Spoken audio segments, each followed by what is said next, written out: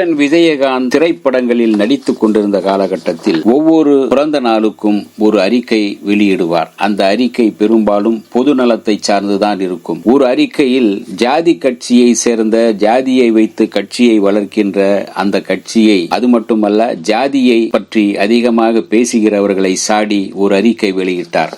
அந்த அறிக்கையில் அவர் சொன்னதை இங்கே தருகின்றேன். அந்த அறிக்கையை, இந்த கலை மண்ணில் விதையாக விழுந்த நான் மரமாக உரமாக இருந்த தமிழ் நெஞ்சங்களுக்கும் திரையுலக நண்பர்களுக்கும் என் உயிரோடு கலந்துவிட்ட ரசிக மன்ற சகோதரர்களுக்கும் என் அன்பு வணக்கம். இங்கு வாழுகின்ற தமிழர்களின் ஒற்றுமையும் மகிழ்ச்சியும் சில ஜாதி வெறியர்களால், மத வெறியர்களால் அழிக்கப்பட்டு வருகிறதே என்கின்ற வேதனை எனக்குண்டு. உங்களுக்கு வரலாறு தெரியுமா? ராஜாஜி எந்த ஒரு தனிப்பட்ட ஜாதிக்காகவும் கட்சி நடத்தவில்லை. பகுத்தறிவு பகலவன் தந்தை பெரியார் குறிப்பிட்ட ஜாதியை உயர்த்துவதுதான் என் லட்சியம் என்று கூறி இயக்கம் நடத்தவில்லை. உயர்ந்த ஜாதி தாழ்ந்த ஜாதி என்ற பிரிவினையே இருக்கக்கூடாது என்ற லட்சியத்தோடு தான் வாழ்ந்தார், போராடினார் பெரியார். கர்ம வீரர் காமராஜர் தன்னுடைய ஜாதி வளம் பெற வேண்டும் என்ற நோக்கத்தோடு ஆட்சி நடத்தவில்லை. தமிழகம் வளம் பெற வேண்டும் என்று, ஏழை எளியோர் எல்லாம் கல்வி பெற வேண்டும் என்ற உயர்ந்த எண்ணத்தோடு தான் ஆட்சி நடத்தினார். தேவர் பெருமகனார் பசும்பொன் முத்துராமலிங்க தேவர் தன் ஜாதிக்கு சிங்கமாகவும்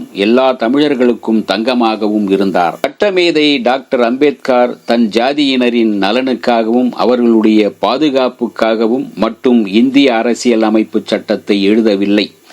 இந்திய மண்ணில் பிறந்த எல்லோரும் ஏற்றம் பெற வேண்டும் என்றுதான் எண்ணினார், எழுதினார். பேரறிஞர் அண்ணா ஒரு குறிப்பிட்ட ஜாதியை சேர்ந்தவராக இருந்தாலும் தமிழ் ஜாதி தலை நிமிர வேண்டும் என்ற விரியோடுதான் வாழ்ந்தார், சாதித்து காட்டினார். தமிழின தலைவர் டாக்டர் கலைஞர் அவருடைய ஜாதியின் ஏற்றத்திற்காக மட்டும் குரல் கொடுக்கவில்லை, உழைக்கவில்லை. ஒட்டுமொத்த தமிழர்களுக்காக குரல் கொடுத்தார். மற்ற மாநிலங்களுக்கு தமிழகம் முன் உதாரணமாக திகழ வேண்டும் என்ற உத்வேகத்தோடு தான் உழைத்துக் கொண்டிருந்தார். நினைவுகளில் இன்றும் வாழ்ந்து கொண்டிருக்கும் அமரர் எம்ஜிஆர் அவர்கள் எந்த ஜாதிக்காகவும் கட்சி நடத்தவில்லை, எந்த மதத்துக்காகவும் ஆட்சி நடத்தவில்லை. இந்த தமிழ் மண்ணை தன் கண்ணாக கருதித்தான் வாழ்ந்து காட்டினார். மரியாதைக்குரிய முன்னாள் முதல்வர் ஜெயலலிதா அவர்களும் தன் ஜாதியை முன்னிறுத்தி ஆட்சி நடத்தவில்லை, அதை ஊக்குவிக்கவும் இல்லை. ஆனால் இன்றைக்கு திரும்பிய பக்கமெல்லாம் ஜாதி சங்கங்கள், ஜாதி தலைவர்கள். வேறு வேறு தாய் வயிற்றில் பிறந்தவர்களாக இருந்தாலும் ஒரு தாய் வயிற்று பிள்ளைகள் போல வாழ்ந்து வந்த நம்மை ஜாதியின் பெயரை சொல்லி பிரித்தாலும்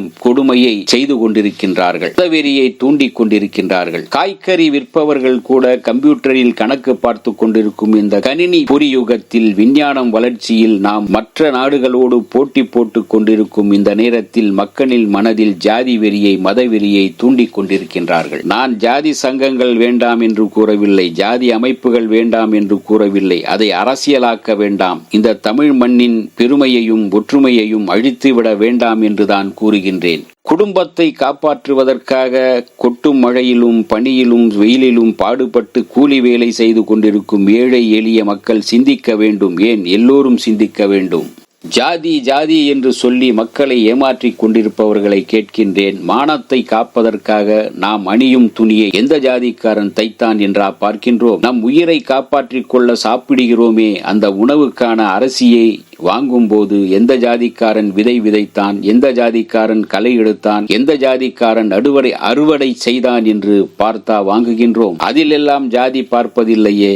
அப்படி பார்த்து சட்டை போடாமல் எந்த ஜாதி தலைவராவது இருக்கின்றார்களா? சாப்பிடாமல் எந்த ஜாதி தலைவராவது இருக்கிறாரா? உண்மையிலேயே அவர்கள் தங்கள் ஜாதியை வளர்ப்பதற்காக சங்கம் நடத்தவில்லை, தங்களை வளர்த்துக் கொள்வதற்காக தான் நடத்தி கொண்டிருக்கிறார்கள். யாரையும் புண்படுத்துவது என் நோக்கமல்ல. இந்த தமிழ் மண்ணில் ஜாதி வெறி என்னும் விஷ விதையை தூவுவதற்கு இடம் தராதீர்கள் என்றுதான் கூறுகின்றேன். அமைதி பூங்காவான தமிழ்நாட்டில் மதவெறியை தூண்டிவிட்டு வேடிக்கை பார்க்க, மத கலவரத்தை ஏற்படுத்த நினைக்கின்றவர்களின் முகத்தில் கரியை பூச வேண்டும். இந்த ஜாதி வெறி, மதவெறி இன்று விதையாக இருக்கலாம், நாளை கண்ணுக்கு தெரியாத வேறாக மாறலாம். அது வளர வளர எவ்வளவு விளைவுகளை ஏற்படுத்தும் என்பதை மட்டும் எண்ணி பாருங்கள். ஜாதியின் பெயரால், மதத்தின் பெயரால் தமிழகத்தில் இரத்த ஆறு ஓடவிட்டு தமிழினத்தின் வளத்தையும் வாழ்க்கையையும் அழித்துக் கொண்டிருக்கும் பாதக செயல்களுக்கு துணை போகாதீர்கள். தயவு செய்து அதை தடுத்து நிறுத்துங்கள். ஊர் ஊராக செல்லுங்கள்.